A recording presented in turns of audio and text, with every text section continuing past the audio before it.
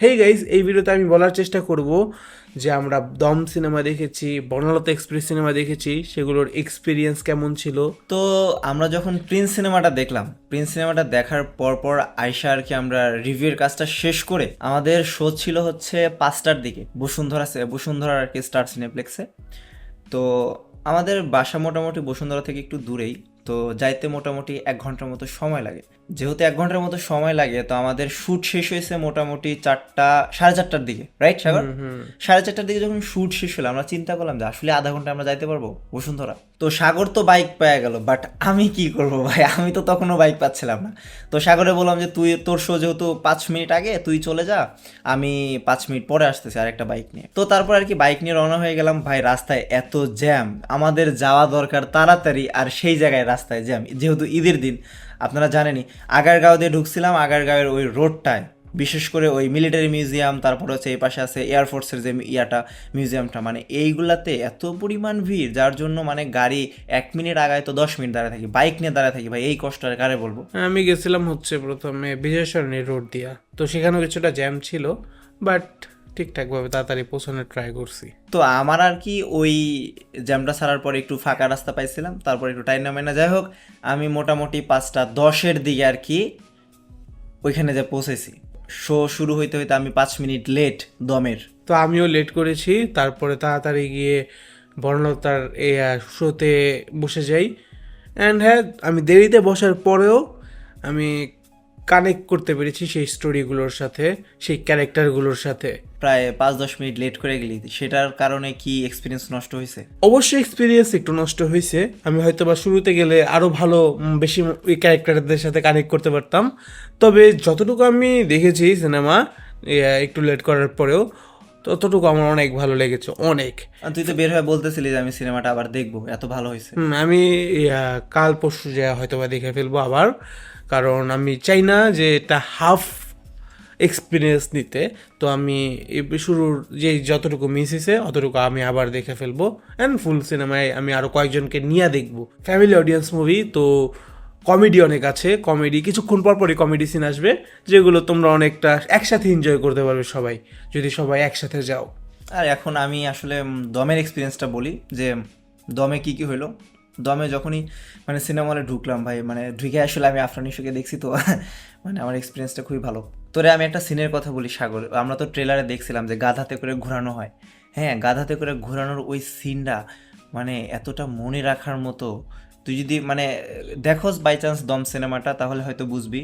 তো ওই জায়গার যে ইমোশনাল সিনটা এতটা ভালো লাগছে আমার কাছে।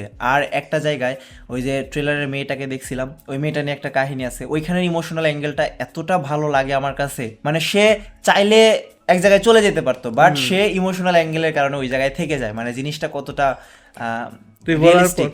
তুই বলার পর আমি ট্রেলারে দেখছি যে হ্যাঁ, তুই সে যে গাড়ির দরজা খুলে বাইর হয়, ওই সিন ট্রেলারেও আসছিল। তো হ্যাঁ, বোঝা যাইতেছে যে সে তার ফ্রিডমকে করতেছে, কি বলে, বলিদান দিতেছে একটা মেয়ের জন্য। মানে কিন্তু তোরে তো কালকে বললাম যে আসলে সিনেমাটা ওই তালিবানি হওয়াতে, আফগানিস্তানের তালেবানের মানে ওনারা হচ্ছে আসলে অনেক প্রচুর পরিমাণে ইংলিশ ভাষা ইউজ করছে। আর হচ্ছে ওই তালেবানের যে ভাষাটা, হ্যাঁ ওই তালেবানরা যে ভাষা বলতেছে সেই ভাষাটা ইউজ করছে, আর নিচে সাবটাইটেল দেওয়া আছে ইংলিশে। বাট সবাই তো আসলে ইংলিশ পড়তে পারে না। এখন যতই বলেন ভাই, বাংলাদেশের মানে বেশিরভাগ মানুষ, 80% মানুষ হয়তো পড়তে পারে, বাট 20% মানুষ তো পড়তে পারে না। আপনার ওই জিনিসটা তো মাথায় রাখতে হবে। তুই যে দম সিনেমার এই ভুলটা দেখাইলি, এইরকম ভুল আমি বনলতা এক্সপ্রেস সিনেমারটায় কোনো জায়গায় খুঁজে পাই নাই, কোনো ত্রুটি নাই। বনলতা তো লেখাই আছে যে পিওর খাঁটি বাংলাদেশি সিনেমা, এখানে কোনো অপশনই নাই। লেখছে তো প্রিন্সও যে ভালো সিনেমা অনেক, বাট প্রেজেন্ট তো করতে পারে না। এটাই তো বিষয় যে তারা পিওর খাঁটি সিনেমা কথা বলে নিয়ে গেছে মানুষদের, এখন পিওর খাঁটি সিনেমা দিছে, অসাম কমেডি দিছে, অ্যান্ড পুরো সিনেমায় কোনো তো ভুল খুঁজে পাবি না। আর দমে তোরে বলছিলাম যে ইয়া আছে, জাহিদ হাসান আছে। না, মানে জাহিদ হাসানের 5-7 মিনিটের একটা মানে ইয়ে আছে, 5-7 মিনিটও না আর কি, 2-3 মিনিট। তো এই ছিল হচ্ছে দম সিনেমা নিয়ে এক্সপিরিয়েন্স। দম সিনেমা থেকে বের হওয়ার পরে আসলে সাগরের সাথে দেখা হয়েছিল। ও তো বর্ণলতাতে ঢুকছিল আর আমি ঢুকছিলাম হচ্ছে দমে। তো শেষ করার পরে লিটারেলি আর কি করব, কোনো কাজ নাই, বাসায় এসে রিভিউ বানাইলাম আমি আমারটা, সাগরেরটা বানাইলো। তো আপনারা চাইলে সেই রিভিউ বাই পেজ থেকে দেখে আসতে পারেন। এবং রিভিউ বাইয়ের চ্যানেলেও দেওয়া আছে, আমাদের ফেসবুক পেজেও দেওয়া আছে, তো আপনারা সেটা চেক আউট করতে পারেন। আর দম সিনেমাটা পরিবার নিয়ে দেখার মতো একটা সিনেমা, বনলতাটাও পরিবার নিয়ে দেখার মতো একটা সিনেমা, সাগরের থেকে যতটুকু আমি শুনেছি। হ্যাঁ, তুমি যদি সিরিয়াস সিনেমা দেখতে চাও, যদি সুন্দর সিনেমাটোগ্রাফি দেখতে চাও, তাহলে দম দেখতে পারো। আর যদি তুমি কমেডি দেখতে চাও ফ্যামিলির সাথে, অ্যান্ড কি বলে ওটাকে, বাস্তবসম্মত কিছু দেখতে চাও, বাংলাদেশের বর্তমান সময়ের বিভিন্ন শিক্ষা নিতে চাও জীবনের, তাহলে তুমি বর্ণলতা এক্সপ্রেস দেখতে পারো। সেটা অনেক এনজয় করবো আমি বলে মনে করি। আর দমে দমে কিন্তু ইয়া ছিল সাগর, হ্যাঁ মানে দমে হচ্ছে তোর কমেডি অ্যাঙ্গেল ছিল, আমি তবে আমি 90% শিওর যে তুই দমে বর্ণলতা থেকে বেশি সুন্দর কমেডি পাবি না। আচ্ছা দেখ একটা জিনিস কি, বর্ণলতাতে হচ্ছে স্টার কাস্ট অনেক বেশি, তো তাদের ডায়লগ ডেলিভারি অবস্থা অনেক ভালো হবে।